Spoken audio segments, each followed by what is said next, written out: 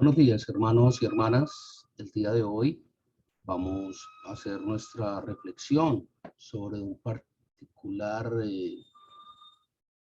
versículo de la Biblia para exaltar y darnos cuenta qué implica el ser o hacernos hijos de Dios y el por qué se ha dificultado tanto en este momento histórico el poder vincularnos directamente a este proceso.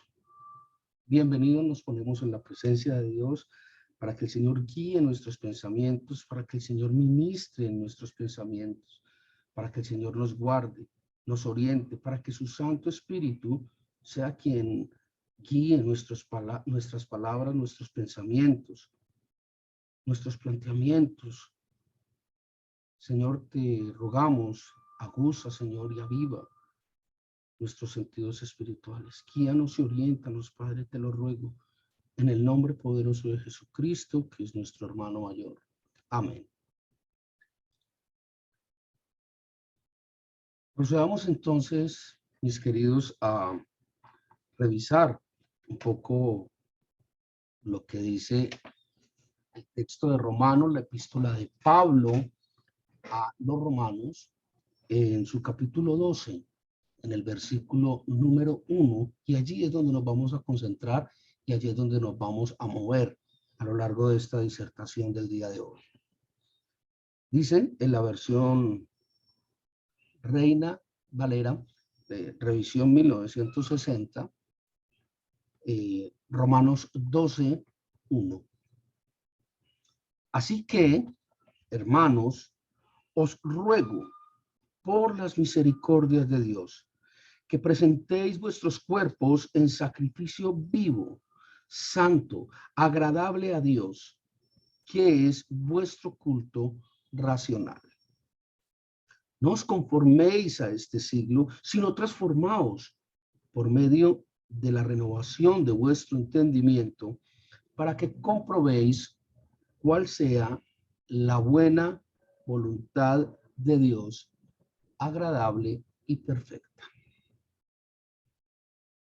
En torno de esto es que nos vamos a mover el día de hoy en una breve reflexión basada en gran manera en un discurso hecho por el pastor Paul Washer hace algunos meses. Esta reflexión está orientada a establecer el por qué llevar una vida cristiana se hace imposible. Muchos de ustedes podrán escandalizarse con ese planteamiento, pero vamos despacio. Se hace imposible por básicamente dos razones. La número uno, si no estamos adheridos completamente a Jesús, no es posible llevar una vida cristiana. Número dos, ¿cómo podríamos llevar una vida cristiana si no tenemos un claro conocimiento de quién es Dios? Es decir, si no tenemos claridad sobre quién es Dios, no nos sería posible llevar una vida cristiana. Estaríamos incurriendo en un proceso de idolatría.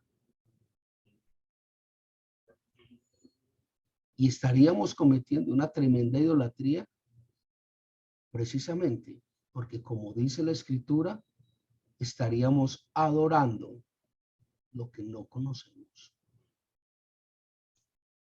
Por esas dos razones es imposible en esas condiciones ser o llevar una vida cristiana o una vida santa. Repito, primero, si no tenemos la adhesión completa a Dios en medio de Jesucristo. Y la segunda, no conocemos a Dios. Esta problemática podría sonar muy fuerte, en especial para algunos pastores y algunos sacerdotes, algunos líderes espirituales. Pero vamos a ver qué tan delicada es esta hipótesis, este planteamiento que el día de hoy nos viene a colación. Yo creo que es fundamentarnos a través de tres simples preguntas. Esas tres simples preguntas nos van a permitir establecer si somos o no cristianos, si somos o no hijos de Dios, si estamos o no conforme al Dios de Abraham, de Isaac, de Jacob, de Moisés, o si por el contrario, estamos al pie de otro Dios, Dios que no es el que describen las Escrituras. La primera pregunta es muy simple.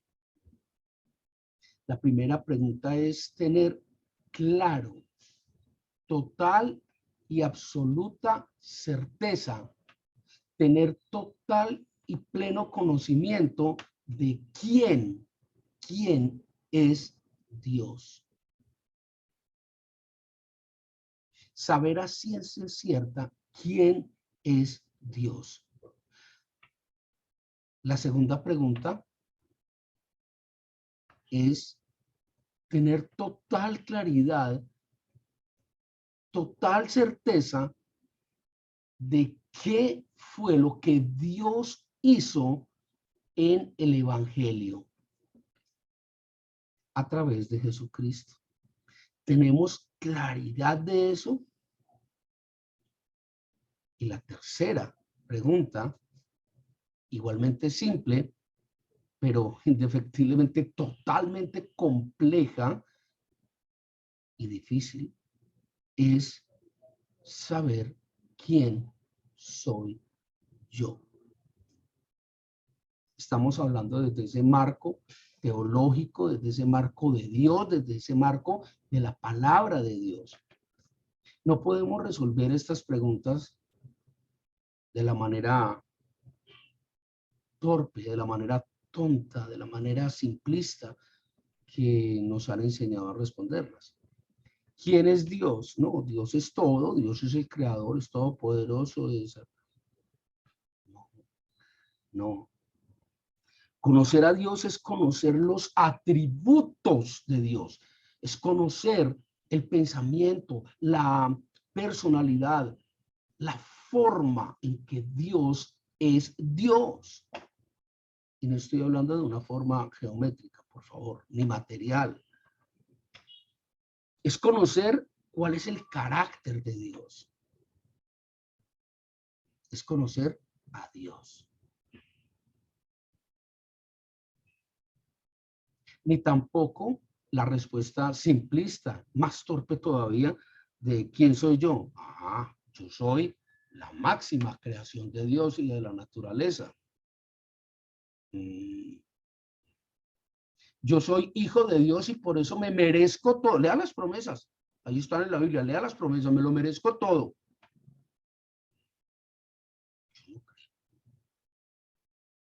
O sea, la Biblia dice otra cosa, muy distinta. Muy distinta. Y lo último, la otra pregunta es, ¿qué hace Dios a través del Evangelio? No faltará quien responda, nos trae la buena nueva. A ver.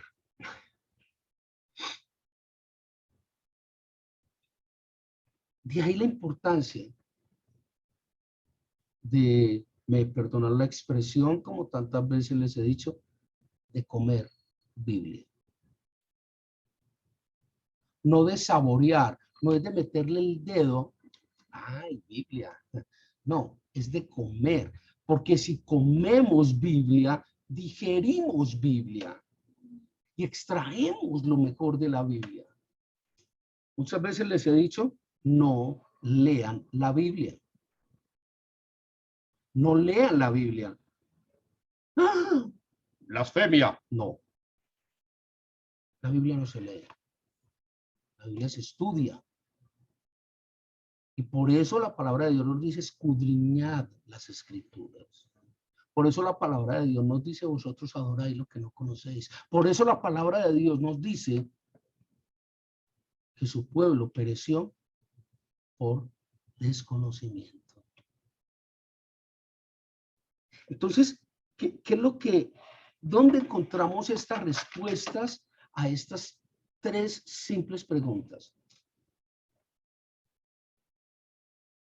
Esas respuestas las encontramos en el libro de Romanos, la epístola de Pablo a los romanos.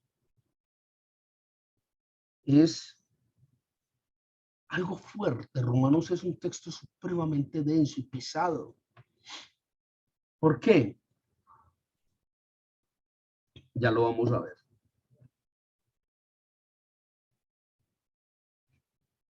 No, nos han dicho, nos hemos acostumbrado a que, bueno, nosotros vamos a un servicio religioso, nosotros vamos a un culto, nosotros vamos a una misa, a aprender las cosas de Dios.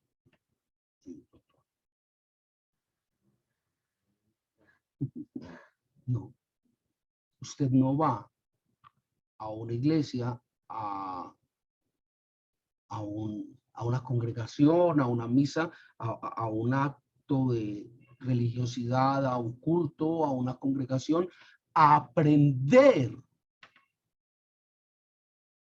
Usted no va a eso. Esa no es la misión de un pastor, esa no es la misión de un sacerdote. Usted va a la congregación a tomar una decisión de una sola vez y para siempre. Y no es una decisión que se tome cada día. Sería la peor torpeza. Cada día es un nuevo día y es una nueva oportunidad. Eso no es lo que dice la Biblia. ¿Quién, y pregunto, quién conocía mejor la Biblia que el diablo? ¿Acaso no fue con la Biblia que el diablo tentó a Jesucristo en sus 40 días de ayuno? Lánzate, porque escrito está que no permitirá con sus ángeles que uno de tus pies tropiece. Luego, ¿quién conoce mejor la Biblia? El tema no es de conocimiento. El tema no es de aprenderse la Biblia en griego, en arameo, en hebreo. No, ese no es el objetivo. El objetivo no es conocer a través de cursos, seminarios, de hacer actos de magia, de vestirse de manera extraña, de hacer eventos para acercarnos como comunidad. Sí, eso puede ser importante, pero eso no es lo que la Biblia nos pide. No hay que hacer cursos extraños. ¿Cómo ganar más creyentes? Revienta tu burbuja. Su mejor vida hoy. Prosperidad a la luz de la palabra.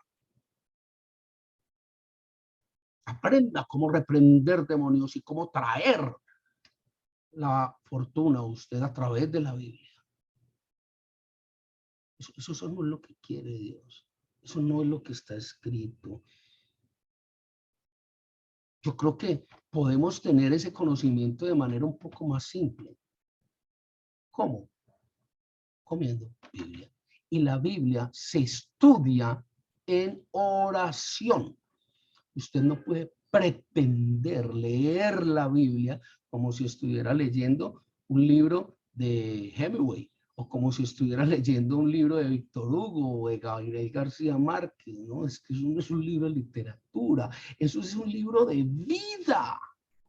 Usted tiene que estudiar la Biblia, no la lea, estúdiela, haga la aprehensión permanente de lo que allí está escrito. Ah, es que yo no entiendo, ah, es que yo me quedo dormido, ah, es que a mí me da mucho sueño. Estudie la Biblia en oración. Ahora bien, si usted deja para estudiar la Biblia antes de dormirse, lo más probable es que se quede dormido. En el colegio usted nunca se ponía a hacer las tareas antes de dormirse, ahí cobijado y todo, ¿no? Usted se sentaba en una mesa o en un escritorio a estudiar.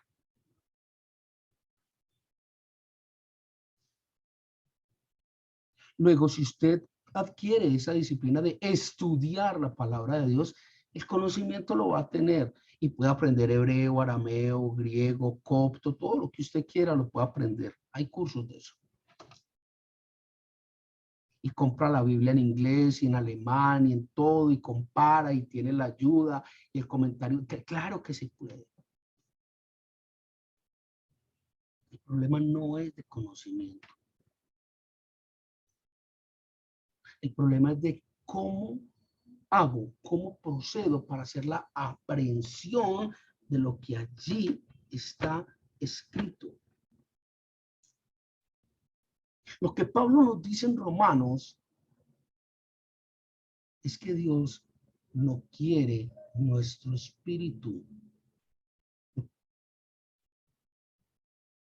Dios no quiere nuestro cuerpo físico.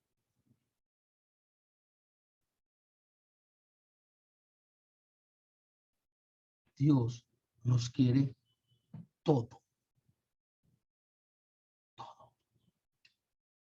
Dios quiere nuestros ojos, nuestra nariz, nuestra boca, nuestro pensamiento, nuestro genital, nuestras piernas, nuestro abdomen, nuestra espalda, nuestro pensamiento.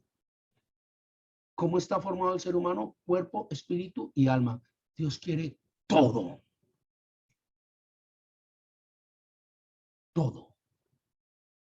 Y eso es precisamente lo que no nos enseñan los pastores ni los sacerdotes. Y menos esos cursos extraños que hay por ahí.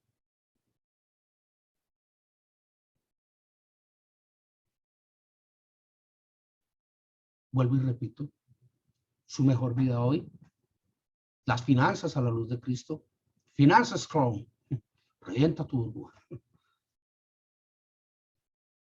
¿Cómo tener control sobre los espíritus? Eso no es. Eso no es bíblico. ¿Qué implica el pertenecer todo a Cristo? ¿Qué implica esto? Eso implica una sola cosa, y es ahí es donde cae el palo y mata al hombre. Luego eso implica algo muy simple, y es que Dios no admite la dualidad. Dios no admite la dicotomía. Si leemos con un poco de detenimiento Apocalipsis, allí en Apocalipsis nos dicen algo muy, muy tremendo. Apocalipsis nos establece, como no fuisteis cálidos ni fríos, sino fuisteis tibios, el día del juicio os vomitaré. A Dios no le sirven las dualidades. A Dios no le sirve que vamos a la congregación, no le sirve que vamos a la misa, no le sirve que vamos a las reuniones, no le sirve que vamos y pertenezcamos a una iglesia si no le pertenecemos. ¿Quiénes sois vosotros? Pregunta Cristo. No os conozco.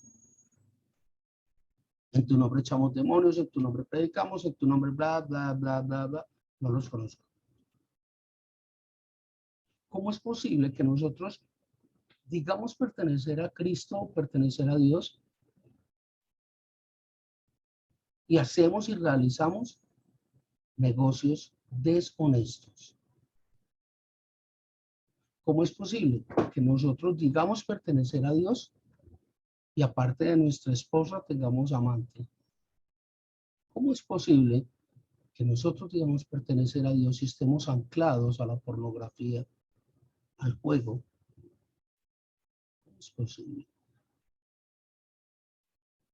¿Cómo es posible que yo diga pertenecer a Dios y antes de salir de mi casa cargo mi arma para poder ir a robar? Se echan la bendición, entonces es una cosa tremenda. ¿Cómo es posible que si yo me llamo hijo de Dios tenga que hacer trampa en mi forma de conducir, en mi forma de estudiar, en mi forma de decir? No, hay mentiras piadosas, me enseñó mi mamá.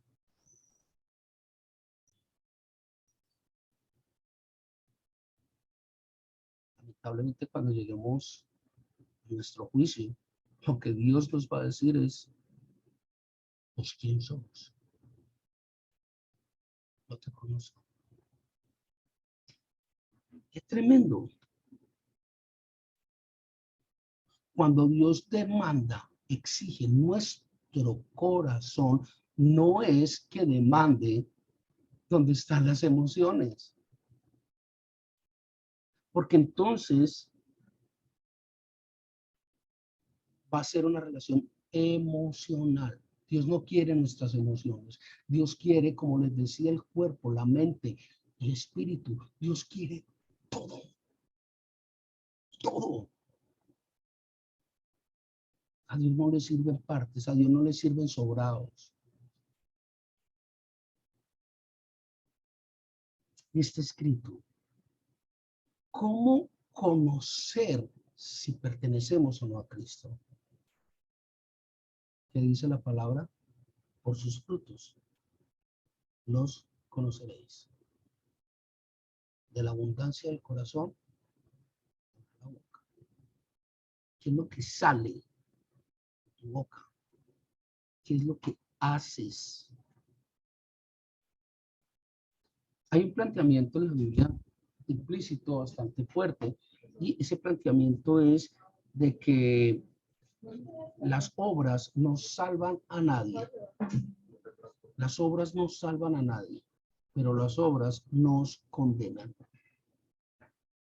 Luego son las obras lo que genera el testimonio de a quién pertenecemos. Y ese es precisamente el punto difícil que no nos enseñan en las iglesias, ni en las congregaciones, ni en ningún tipo de reuniones de este tipo. No nos enseñan cómo dar testimonio de Dios con nuestras obras.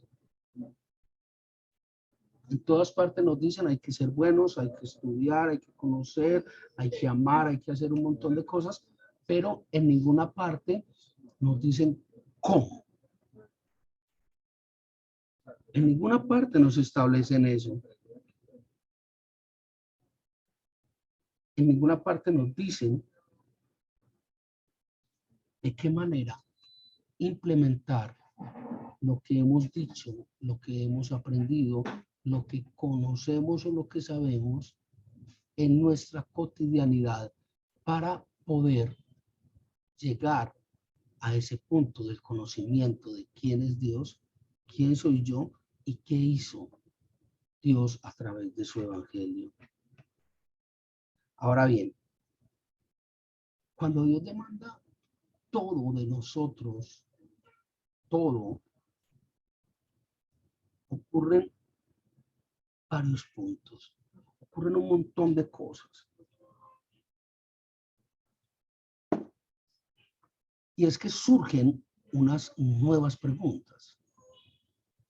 Les decía hace un momento, ¿cuál es la metodología? ¿Cuál es el procedimiento? ¿Cuál es el debido proceso a través del cual todo lo que yo soy, se lo entrego y se lo doy a Cristo. Una vez más, con el versículo que leíamos inicialmente, damos respuesta a esta pregunta. Esta respuesta nos la da Pablo a través de el texto de Romanos capítulo 12, versículo 1. ¿Cómo? ¿Cuál es la motivación? Dice, por las misericordias de Dios. Se va abriendo un panorama distinto. Por un elemento simple y sencillo, logramos de una manera contundente entender cuál es la motivación para hacernos reales y verdaderos hijos de Dios. Y ese planteamiento es por las misericordias de Dios. Está escrito. Es tan simple y tan sencillo como lo estamos planteando, como lo plantea la Biblia. Ahora bien, simple y sencillo no quiere decir desde ningún punto de vista fácil. Desde ningún punto de vista. Cuando nosotros evaluamos los 3 primeros capítulos del libro de Romanos, Pablo se dedica sistemáticamente a mostrarnos, a enjuiciarnos y a degradarnos, haciéndonos merecedores de la peor condena que podamos tener. Nos hace merecedores del peor castigo, nos muestra la clase de basura que somos los seres humanos. En algún momento, en nuestro seminario de profecía bíblica, vimos que la profecía bíblica es un proceso reiterativo, sistemático y cíclico. ¿Por qué? Por una razón muy sencilla. Dios crea al hombre, el hombre hace un daño, Dios se disgusta con el hombre, Dios castiga al hombre, Dios perdona al hombre, el hombre vuelve y empieza, tiene una oportunidad, el hombre vuelve y la embarra, Dios vuelve y lo castiga, vuelve, es cíclico. El hombre no cambia, el hombre no deja de ser la chanda que es.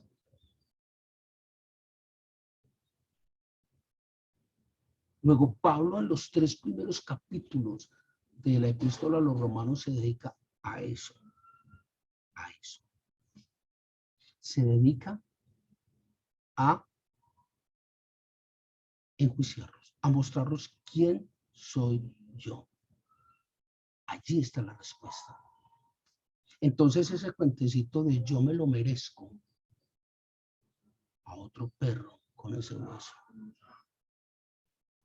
Según la palabra de Dios, según los planteamientos de Dios, lo único que usted y yo nos merecemos es el infierno. Así de sencillo. ¿Qué fue lo que hizo Dios en el Evangelio a través de Cristo? Rompió completamente ese veredicto para descargarnos de ello. Y eso es lo que no entendemos. Lo conocemos, claro que lo conocemos. Claro que lo conocemos. Claro que todos lo conocemos. Nosotros hemos hecho la aprehensión de ese planteamiento. Ahora bien, viene una pregunta todavía más difícil que está por responderse. Y es, ¿quién es Dios? Una vez más, Pablo nos responde a través de la epístola a los romanos. Si vimos que el capítulo 1, capítulo 2, capítulo 3, los invito a leerlo. Pablo nos enjuicia y nos dice qué clase de basura somos los seres humanos, qué clase de chanda somos, en el capítulo 4, 5, 6, 7, 8, 9, 10 y 11. Pablo se dedica a mostrarnos la personalidad de Dios, a mostrarnos las misericordias de Dios para con nosotros. Y lo hace a partir allí del capítulo 7, 8 y 9, nos hace una comparación, un símil entre qué clase de changa fuimos durante todo el tiempo y qué clase de personas somos ahora. Comparan nuestra existencia con Israel y nos muestra cuáles son sus misericordias y nos plantea cuáles son sus atributos y nos muestra cuál es esa metodología que debemos seguir.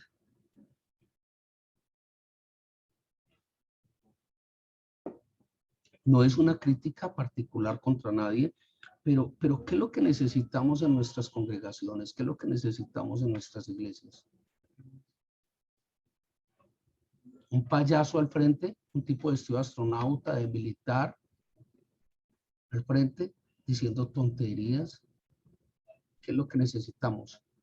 Cursos para conocer mejor la Biblia. Necesitamos cursos. Cómo lograr su mejor vida hoy. Cómo ser prósperos en nuestra vida. Cómo reclamar las promesas de Dios. ¿Ah? Reviente su burbuja. Finanzas Crown. O sea, eso es lo que, esa es la función de las iglesias. Para nada. Esa no es la función de las iglesias. ¿Qué es lo que necesitamos? Un concierto despampanante de música cristiana. Vamos a alabar a Dios. Eso es lo que necesitamos. Cada vez, cada día, encontramos más al mundo vulgar, primario, ordinario. Cada vez encontramos más la mundanidad entrando a la iglesia y a la iglesia entrando al mundo. Total, estamos patas arriba con nuestra condición de fe y nuestra condición de pertenecer a Dios. Estamos en eso. Estamos totalmente cabeza arriba. Y eso nos lleva a un problema muy delicado y nos lleva al problema de que nos falta santidad en nuestras iglesias, nos falta santidad en nuestras congregaciones. Cada 8 días que nosotros vamos a la congregación o vamos a la iglesia, cometemos los actos de idolatría más grandes. Cometemos unos actos de idolatría tremendos sin darnos cuenta. O lo que es peor, dándonos cuenta. Qué tremendo. Y esto lleva a que a los que se llaman creyentes en Dios, a los que se llaman cristianos, les toca una permanente lucha, una tremenda dicotomía entre un mundo mundano y entre un mundo espiritual en Cristo. Y recordemos, porque no fuisteis cálido ni frío, sino tibio, el día del juicio os vomitaré. Apocalipsis. Y resulta que lo que necesitamos realmente como iglesia es cultivar nuestra santidad. Es cultivar nuestra santidad. ¿Y cómo cultivamos nuestra santidad? ¿Cómo cultivamos nuestro amor infinito a Dios? ¿Cómo logramos este proceso de entrega completa a Dios? El mismo Pablo no responde. Es un ciclo. Y es un ciclo grande. ¿Por qué? Pablo dice, entre más conozca, más estudie usted la palabra, más amor desarrolla a Dios. Y entre más amor le tenga a Dios, más quiere saber de Dios. Luego más estudia su palabra, más ama, más quiere conocer. Yo pienso y yo considero, y es una apreciación personal, que cuando uno pretende o uno establece tener un vínculo matrimonial con una mujer, o en el caso de una mujer con un hombre, no hay otra. Cuando eso ocurre, yo creo que uno no tiene que hacer una carrera en su pareja. Usted tiene que hacer un posgrado en su pareja, tiene que hacer una maestría en su pareja, tiene que hacer un doctorado en su pareja y tiene que hacer un postdoctorado en su pareja. Es decir, usted nunca va a terminar de conocer a su pareja. Pero a medida que usted la va conociendo, la va a amar más. Hasta el punto que con el paso de los años la va a ver más hermosa, más bella, no más perfecta, porque con el paso de los años usted va a conocer defectos, va a conocer falencias, va a conocer vicisitudes de su pareja. Pero por el infinito amor que usted le tiene, como usted conoce algunas cosas de ella, usted va a hacer todo lo posible. Porque con el infinito amor que usted le está generando a su pareja, acepta esas condiciones. Y su pareja, por el amor que está desarrollando por usted, va a tratar de modificar o mitigar esas condiciones. Y eso es lo que genera ese crecimiento. Con Dios pasa exactamente lo mismo. Solo por mencionar 3 de los atributos de Dios. Solo por mencionar 3. Y lo encontramos allí en Jeremías 9. Jeremías capítulo 9, versículos 23 y 24. Allí lo encontramos. También lo encontramos en Ezequiel 36. 3 de las características, 3 elementos del carácter de Dios, 3 de los atributos de Dios, los más simples, solo por mencionar algunos: la santidad, la ira y la justicia. Y uno le habla a la gente del Dios de justicia y la gente dice: ese Dios no me sirve, porque ese es el Dios del Antiguo Testamento. ¿Y quién te dijo que Dios cambiaba del Antiguo al Nuevo Testamento? Dios no cambia. Dios siempre es el mismo. Uno le habla a la gente del Dios de ira, del Dios celoso, y la gente dice: a mí ese Dios no me suena. Dios es amor. Qué tremendo desconocimiento. Qué vulgar desconocimiento. Estudia, conoce cuáles son los atributos de Dios. Conoce qué significa la santidad de Dios. La santidad, ser santo, quiere decir estar separado. Estar separado y nada, ni nadie en la creación se asemeja siquiera a Dios en su totalidad. Nadie. El hombre fue hecho a semejanza hasta que pecó. Ya, perdió esa condición. Y lo que es, hay planteamientos tan absurdos como: es que yo soy Dios, yo tengo a Dios dentro de mí, luego yo soy Dios. No necesito nada más.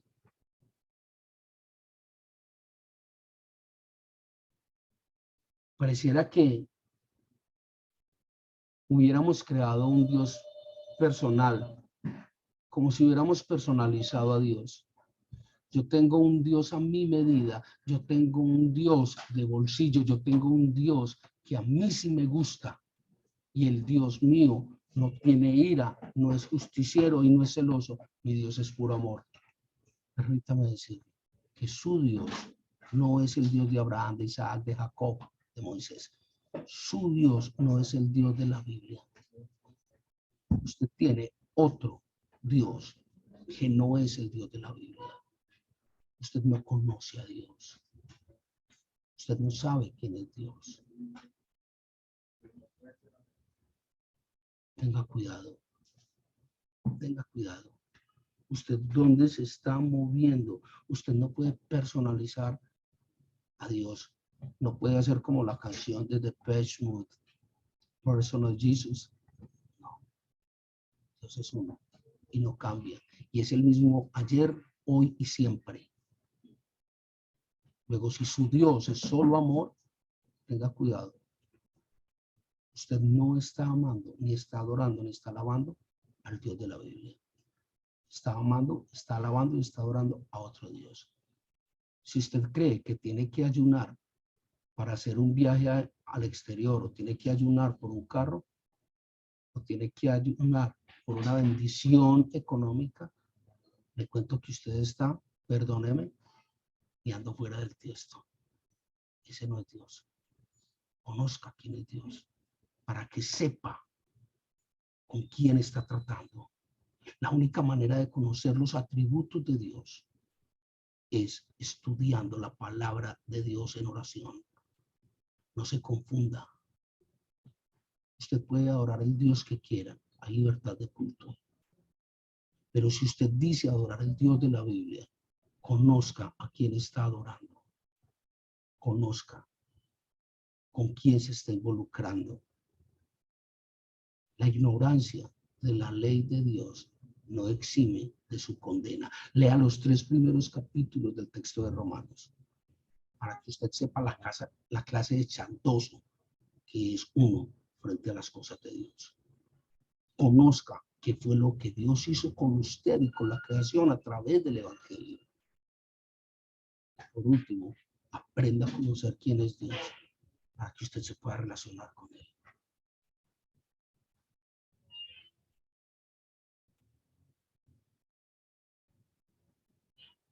Padre, a ti clamamos en agradecimiento por este tiempo. Gracias, Señor, por el mensaje que nos das. Gracias por el tiempo que nos permites, Padre. Ten misericordia de nosotros y permítenos conocerte, Padre. En el nombre de Cristo Jesús, nuestro hermano mayor. Amén.